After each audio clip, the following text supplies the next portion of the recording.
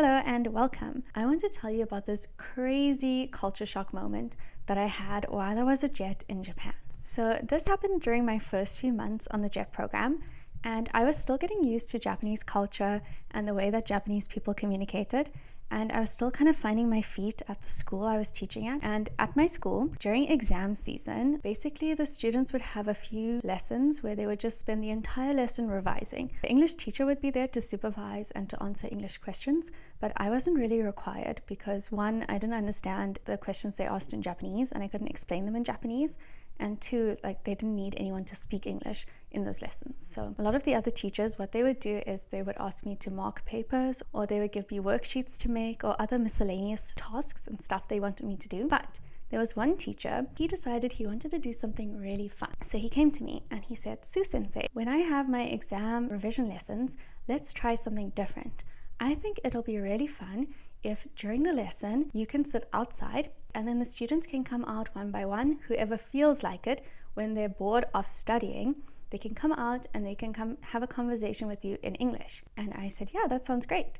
So he gave me 3 basic questions that he wanted me to ask the students. It was simple stuff like, what's your favorite color? Do you like dogs? Things like that. Once I was done with those 3 questions, he said, after that, if the students have any questions, they can ask you and you guys can talk. And make sure to answer all the questions that the students have. So we went to our first lesson together where we were going to do this, and he helped me take the desk and the chair outside, and then he explained to the students. Now, he explained in Japanese, so I didn't know everything he said, but I assumed he said, what we had discussed.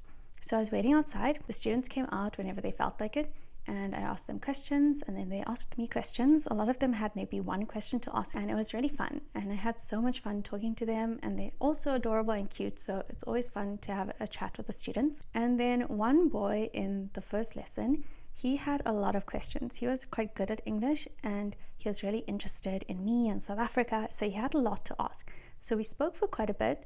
It was maybe 10 minutes, and then he went in, and then the next student came out, and we carried on. We ended the lesson together, and then at the end, the teacher told me, while we were walking back to the staff room, he said, "You did really well. That was so good. The students had so much fun." I was like, "Oh, I'm glad you liked it, and I'm glad they had fun."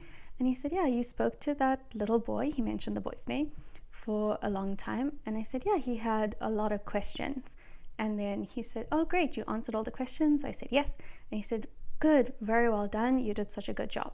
So I was feeling so happy and so excited, and I was thinking, wow, we're getting along so well. He said I'm doing a good job. I feel very confident and very happy about how I did it. And then later that day, we had a second lesson. So I went to the second lesson, and the same thing happened. He helped me take the desk out. I sat outside, and the students came. One of the little girls in that class, she's one of my favorite students that I ever taught in Japan. She was just so cute and bubbly, and she always asked questions, and she just a really fun student. So she came out 3rd or 4th, and then she had so many questions for me. So she was asking them and I was answering, and we were just talking. So it was just over 10 minutes that we chatted. And then when we were done, she went inside, and then I waited and no student came out, and I waited and no one came out.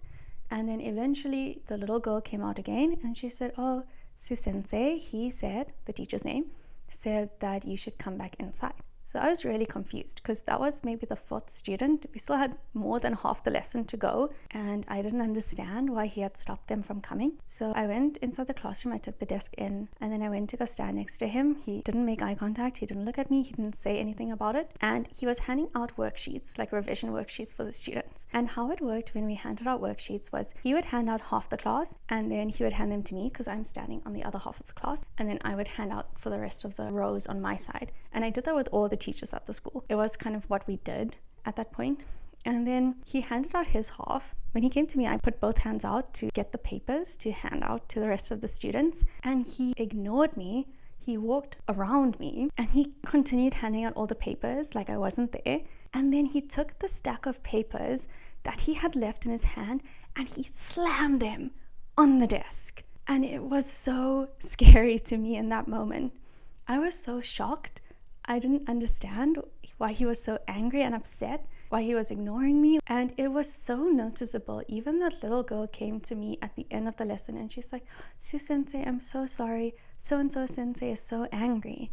And I'm like, "Yeah, I don't know what to do." And she's like, "I don't know. And basically he left. We didn't walk back to the staff room together. And then he canceled the other lessons I had with him for the exam preparation, chatting to the students. So I'll be honest, I was really sad. So I did cry about it afterwards. I was just really upset, and I didn't understand why he was so angry. It was so palpable. And I was new to Japan. I was already kind of feeling on edge, and it just made me feel really upset. And like, I felt I was doing so good earlier in the day, and then I blew it and I had no idea what I did wrong. And then later I went to speak to one of the other English teachers who had been there for a few years longer than I had. And I told him the story. And then when I got to the part where the little girl came and we spoke for like 10 to 12 minutes, the English teacher was like, oh, and I said, what? Like, you understand? Well, what's happening? And he said, when the teacher told me, you spoke to that student for 10 minutes, well done, that was really good. I'm so glad you answered all his questions. What he was trying to say was, don't do that again. And that was mind-blowing to me. I didn't understand how a compliment could actually be a criticism. Apparently, when he told me that I did a good job, the fact that he mentioned it meant that I wasn't meant to do it again. Even though he smiled, like a big smile, I haven't even seen him smile like that before. That was a big culture shock for me because I never expected that communication. I knew that it was indirect in Japan. I didn't know it was like at that level. And I genuinely thought he was giving me a compliment. So it was kind of sad. But luckily, we didn't have to have too many lessons after that because it was exam season. And then by the end of exam season, he had calmed down. We never spoke about it. And I was awkward working with him for a few months after that because I didn't know. I was like walking on eggshells. I was so afraid. Like everything he told me, I'd be like, is he saying I did a good job? Or is he saying I shouldn't do it? Or why is he mentioning that thing? And I was just in my head and overthinking everything. I can't believe it happened even to this day because usually he's so emotionally contained. Yeah, that was one of my crazy culture shock moments. So if you've been to Japan, have you experienced something like that? And if you haven't, would it make sense to you? If you were in my shoes, would you have understood what he meant? Let me know what you thought about this crazy culture shock moment, and I'll see you in the next video. Bye.